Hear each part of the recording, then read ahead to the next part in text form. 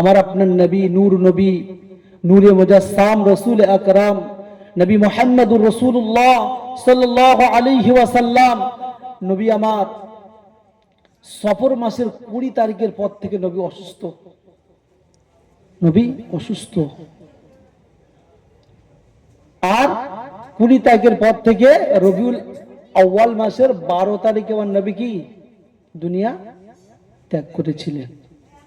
এই অসুস্থ পিরিয়ড চলাকালীন আল্লাহ রাসূল সাল্লাল্লাহু আলাইহি ওয়াসাল্লাম মসজিদে নববী শরীফে যাওয়ার মতন ক্ষমতা নেই। নবী দুর্বল হয়ে পড়েছে, নবী কমজোর হয়ে পড়েছে। মদিনার মসজিদে নববী শরীফে আল্লাহ নবীর সাহাবা হযরত বেলাল রাদিয়াল্লাহু তাআলা আনহু আযান দিলেন। ও ভাইজানে, জওয়ান যুবকরা, মদিনার মসজিদের বেলাল, মদিনার মসজিদের মুয়াজ্জিন হযরত বেলাল যখন আযান দিতেন, ওই বেলালের আযানের আওয়াজ আমার আল্লাহ পাকের আরশে মুআল্লায় পৌঁছে যেত। যদি বললেন না মদিনার মসজিদে নববী শরীফে আযান হয়ে গেল, সাহাবারা অস্থির হয়ে পড়ছে। আল্লাহর নবী মদিনার মসজিদে আসছে না, সাহাবারা ইন্তজার করছে। এমন সময় হযরত আলী রাদিয়াল্লাহু তাআলা আনহু এবং হযরত আব্বাস রাদিয়াল্লাহু তাআলা আনহু আল্লাহর নবীকে এসে বললেন, ইয়া রাসূলুল্লাহ হাবিবাল্লাহ, ইয়া রাসূলুল্লাহ হাবিবাল্লাহ, মানুষেরা নামাজের জন্য অপেক্ষা করছে, মানুষেরা নামাজের জন্য ইন্তজার করছে। ও ভাইজানেরা, আল্লাহ নবী ওই সময় বলেছিলেন, ও বাবা আলী, ও বাবা আব্বাস, যাও চলে যাও, মোরা বাবা করিম ফালইউসাল্লু বিন্নাস। ও মা সারা চলে যাও, আমার আবু বকরকে গিয়ে বলো, আমার আবু বকর জানো মদিনার মসজিদে নববী শরীফে ইমামতি করতে বলে দাও। পাশে দাঁড়িয়ে ছিলেন আম্মা জান আয়েশা সিদ্দিকা রাদিয়াল্লাহু তাআলা আনহা।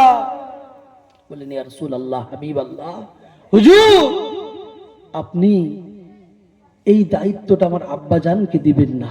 আমার আব্বাজান হলেন নরম দিলের মানুষ, কোমল দিনের মানুষ। ইয়া রাসূলুল্লাহ হাবিবাল্লাহ, অন্য কোন সাহাবাকে এই দায়িত্বটা আপনি দেন, কারণ আপনার ইমামতির জায়গা যখন আপনাকে না দেখতে পাবে, আমার আব্বাজান কান্নাকাটি করবে, রোনা জারি করবে। ও ভাইজানেরা, আল্লাহ নবী বলেছিলেন, ওনা বাবা করিম ফালইউসাল্লু বিন্নাস।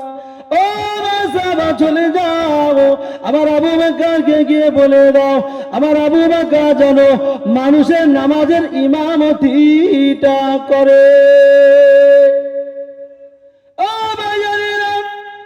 হযরত আবু বকর সিদ্দিক রাদিয়াল্লাহু তাআলা আনহুর ইমামতিতে মদিনার মসজিদে নববী শরীফে নামাজ আরম্ভ হয়ে গেল।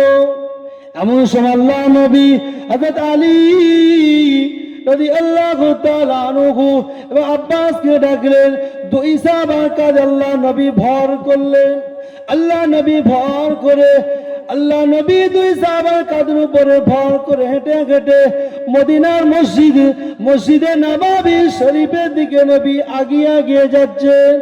ও ভাইজানেরা, আল্লাহ নবীর দুটো কদম মোবারক মাটিতে ঘেঁষে যাচ্ছে, লিগিয়ে যাচ্ছে।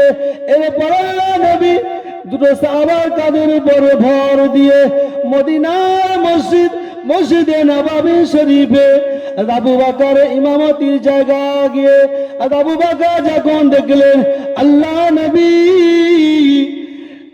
নবী গুটি গুটি পায় মদিনার মসজিদে চলে এসেছেন।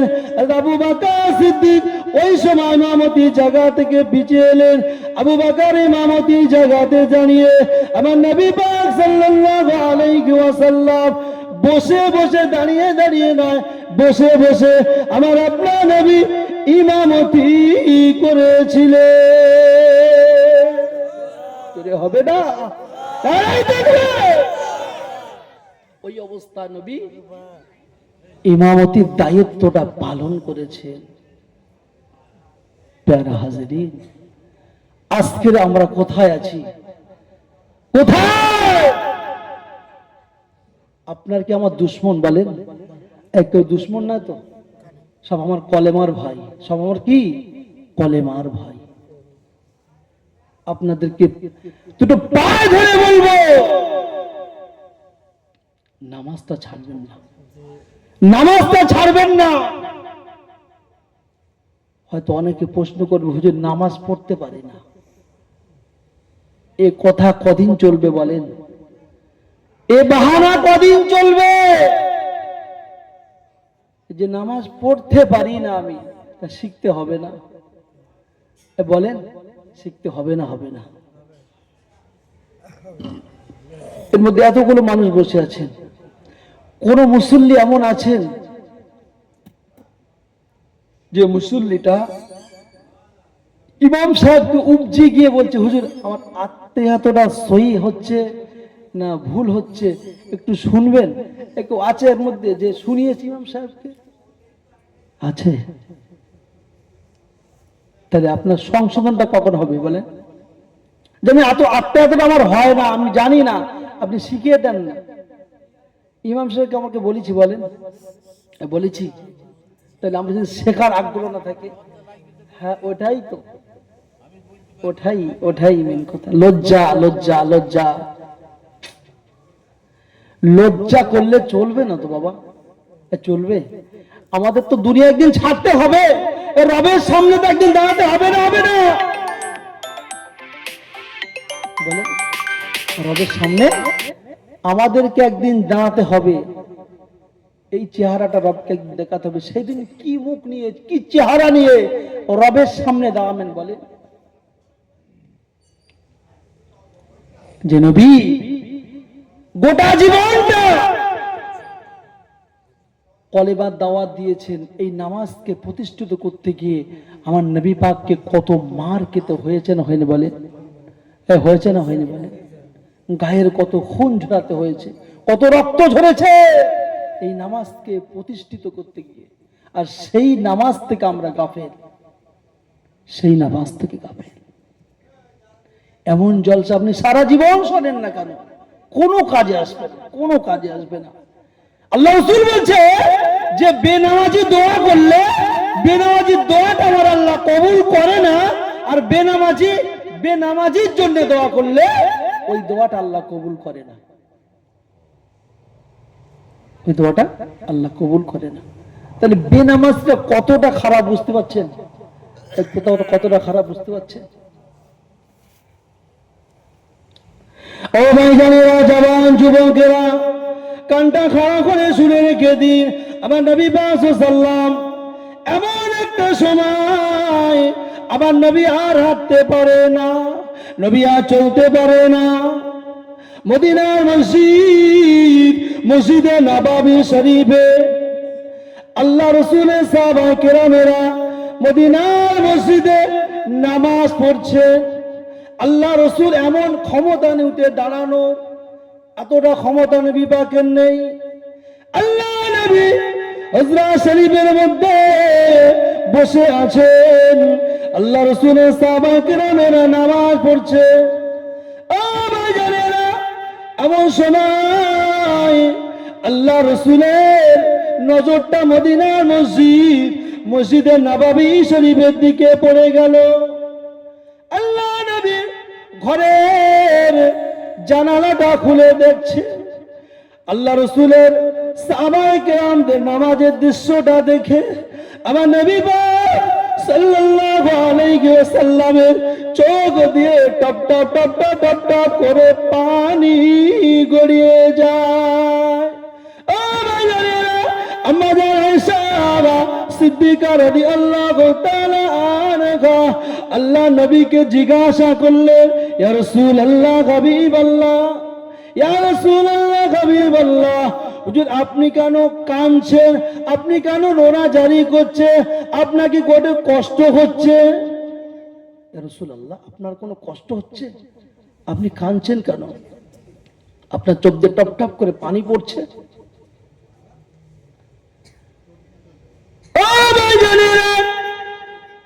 ওই সময় আমার নবী পাক সাল্লাল্লাহু আলাইহি ওয়াসাল্লাম কি বলেছিলেন?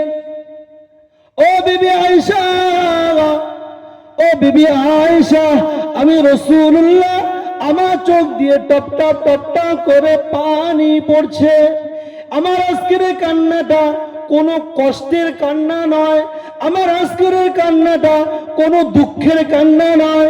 ও বিবি আয়েশা, আমি রাসূলুল্লাহ, আমার আজকের কান্নাটা হলো আনন্দেরই কান্না। যদি বলেন না। ও বিবি আয়েশা সিদ্দিকা রাদিয়াল্লাহু তাআলা আনহা, আমি রাসূলুল্লাহ এই নামাজকে প্রতিষ্ঠিত করতে গিয়ে আমি রাসূলুল্লাহ, মক্কার বেদিন বেঈমানেরা আমি রাসূলুল্লাহ আমার পিঠের উপরে উটের পচা ভুঁড়িটা চাপিয়ে দিয়েছিল।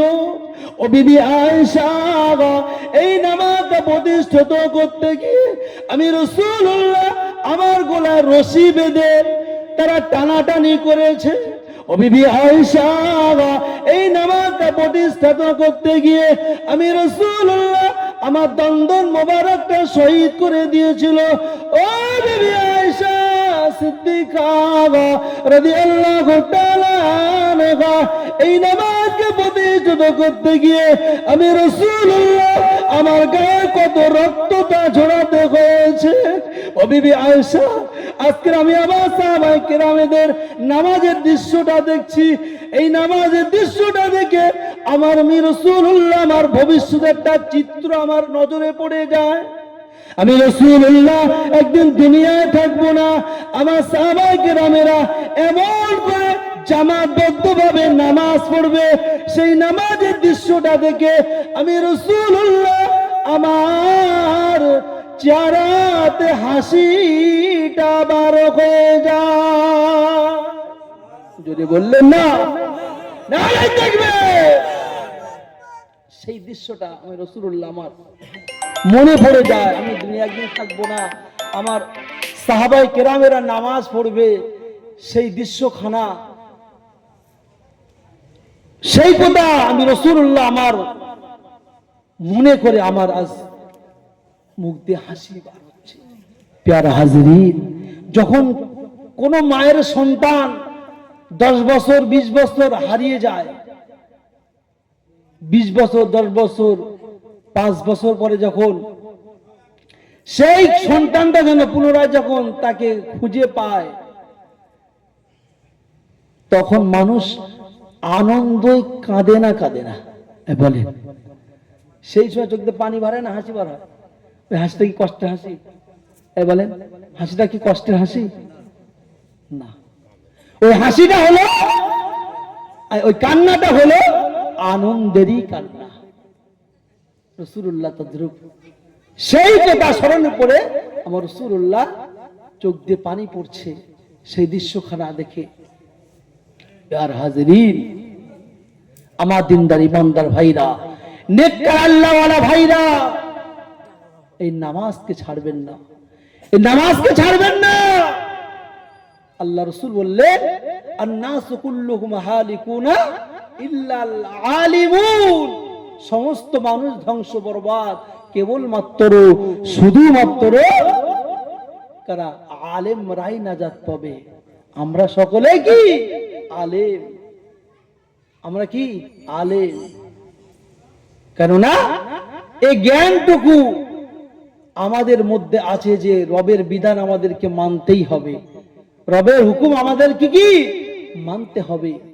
প্যারা হাজরিন, আল্লাহ রাসূল সাল্লাল্লাহু আলাইহি ওয়াসাল্লাম এমনকি যুদ্ধের ময়দানে গিয়ে রাসূলুল্লাহ তৎসহ সাহাবায়ে কেরামেরা নামাজকে ছেড়ে দেননি, নামাজকে ছাড়েননি।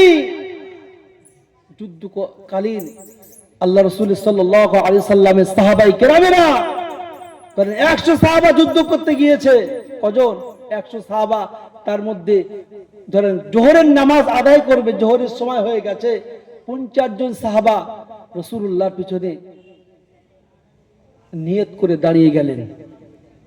2 রাকাত নামাজ রাসূলুল্লাহ পিছনে আদায় করে এই 50 জন সাহাবা আবার যুদ্ধের ময়দানে চলে গেলেন। যুদ্ধের ময়দানে